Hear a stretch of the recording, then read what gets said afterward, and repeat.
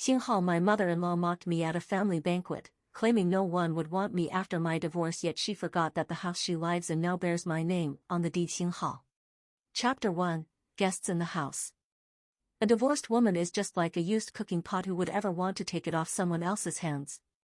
Zhao Guifan raised her wine glass, her face crinkling into a mass of wrinkles as she laughed. Everyone seated around the round table laughed along with her. Lin Wanqing lowered her head to pick up a piece of cold-dressed wood ear mushroom, offering no reply. Tonight marked Zhao Guifan's 65th birthday. The family banquet was being held in the spacious, luxury apartment she currently called home. Spanning over 180 square meters, the unit boasted a desirable north-south orientation and a balcony that offered a scenic view of the river. Zhao Guifan's favorite pastime was inviting relatives and friends over for a meal. For whenever someone complimented her on how lovely her home was, she would feign modesty, waving her hands dismissively. Then, she would invariably add, "My son is the capable one." Over the past 10 years, she had uttered those words countless times. And never once had anyone corrected her. Tonight, the living room was packed with people. Her elder aunt, younger aunt, cousin, cousin-in-law, her sister-in-law Chen Xiaomei, and a few neighbors from next door were all in attendance. Everyone was eating, drinking, and making merry. Before long, the conversation inevitably circled back to Lin Wanqing. After all, she had only been divorced for 3 months. In the eyes of many, a divorced woman was an even rarer phenomenon than a lottery winner. Zhao Guifan set down her wine glass. She deliberately raised her voice. "Wanqing, I'm not saying this to be mean. But when a woman hits 40 and is divorced to boot, she really needs to learn to accept her lot in life.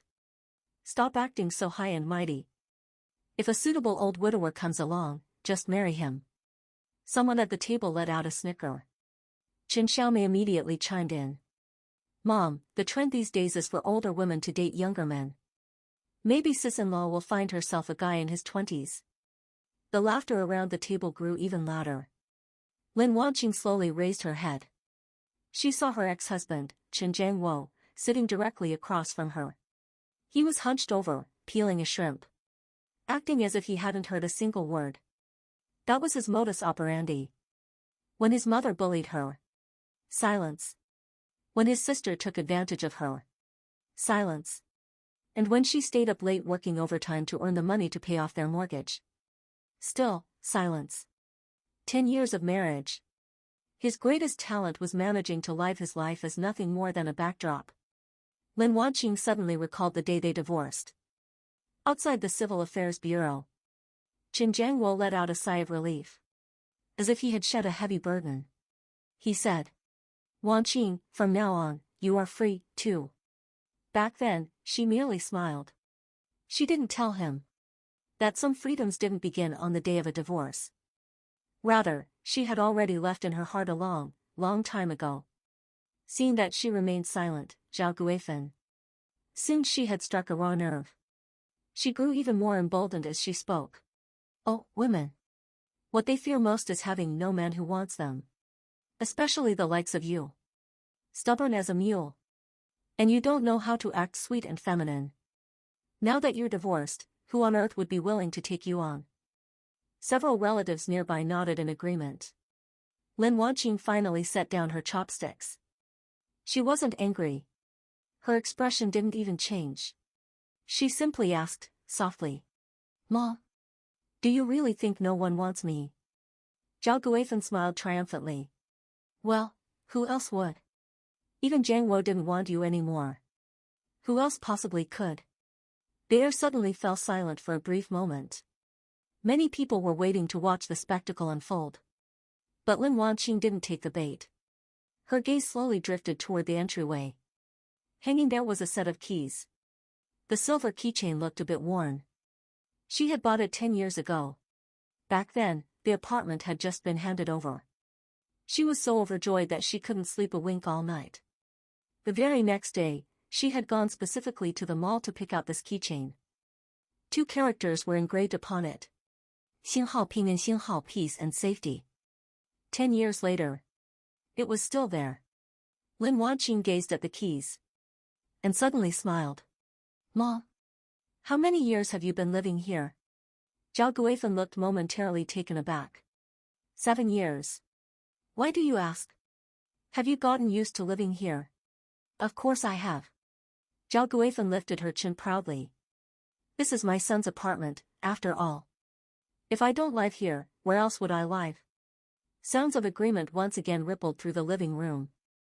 Lin Wanqing nodded, as if confirming something to herself. Then she spoke softly. In that case, you might be mistaken. Zhao Guifan frowned. What do you mean? Lin Wanqing picked up her teacup. She took a sip. Her tone was as calm as if she were discussing the weather. This house. The name on the property deed isn't Zhang Wo's. It's mine. The entire living room suddenly fell silent. Even the voice of the TV host sounded jarring. The smile on Zhao Guifan's face froze. What did you say? Lin Wanqing repeated herself. On the property deed. It's my name. No one spoke. Everyone exchanged bewildered glances. Qin Jiangwo finally looked up. His brows were furrowed. Wanqing, today is my mother's birthday. Let's not talk about things like that right now. Lin Wanqing looked at him. Suddenly, she smiled. That phrase. She was all too familiar with it. In the past, when her mother-in-law scolded her, he would say, it's a holiday today, don't make an issue out of it. In the past, when her sister-in-law borrowed money and never paid it back, he would say, we're family, don't make an issue out of it. In the past, even when she was burning up with a high fever, she still had to cook a full spread for their New Year's Eve dinner. And he would still say, don't make an issue out of it. 10 years. All her grievances eventually boiled down to those 3 words. Xinghao, don't make an issue out of it, Xinghao. Unfortunately, today, she no longer felt like playing along. I'm simply stating a fact. She said calmly. Is there a problem with that? Zhao Guifan's expression had already darkened. She slammed her hand on the table. How could the house possibly be yours? Jiang Wo was clearly the one who bought it. Lin Wanqing smiled. Who paid the down payment? No one spoke. Who paid off the mortgage? Still, no one spoke. Who paid for the renovations? The living room was so quiet that the hum of the air conditioner could be heard. Because everyone knew the answer. Back then, Lin Wanqing was a financial supervisor at a foreign-owned firm. Her salary was nearly double Chen Jiangwo's. The down payment came from her savings prior to their marriage. The renovation costs were covered by her year-end bonus. And for the 7 years of mortgage payments that followed, the money was deducted directly from her bank account. It was just that, over the years, everyone had grown accustomed to simply ignoring that fact. They had ignored it for so long that even Zhao Guifan herself had come to believe that the house truly belonged to her son. Lin Wanqing did not press the matter further. She simply picked up a piece of fish with her chopsticks, acting as if nothing at all had happened. Yet, the atmosphere had shifted completely. Those who had been mocking her just moments ago, now, not a single one dared to utter a word. For they had suddenly realized something. If the house truly belonged to Lin Wanqing, then what did that make Zhao Guifan? What did she amount to? Zhao Guifan evidently grasped this implication as well. Her face flushed red, then drained to a pale white. She struggled to maintain her composure as she spoke. So what if your name is on the deed? You're divorced now. Must you be so petty and keep score, even among family? Lin Wanqing looked up. For the first time, her gaze turned cold. Ma? Wasn't it Xinghao who said it just now? Once you're divorced, you're no longer family. At those words, Zhao Guifan instantly choked up. It felt as though she had been dealt a sharp, stifling blow.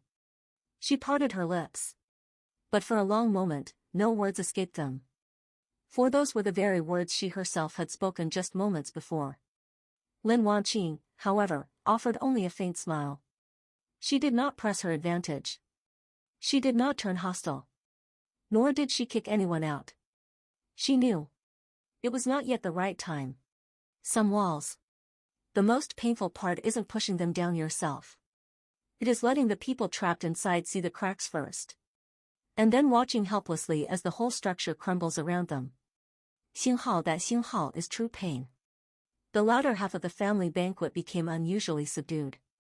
The relatives lowered their heads and ate in silence. No one mentioned divorce anymore. No one mentioned remarriage. And certainly, no one dared to bring up the taunt that she was unwanted. Jin Jianguo had consumed a fair amount of alcohol. Yet he hadn't uttered a single word. Lin Wanqing looked at him. And suddenly, he felt like a stranger. This man. He had never been a bad person. But neither had he ever been a pillar of support for her. He hadn't been 10 years ago. And he certainly wasn't now. As the banquet drew to a close, a light rain began to fall outside. The relatives trickled out, one by one. Zhao Guifan stood at the doorway, seeing her guests out. Her smile had grown noticeably strained. Lin Wanqing was the last to leave. As she passed through the entryway, she reached up, unhooked the old set of keys hanging there, and slipped them into her bag.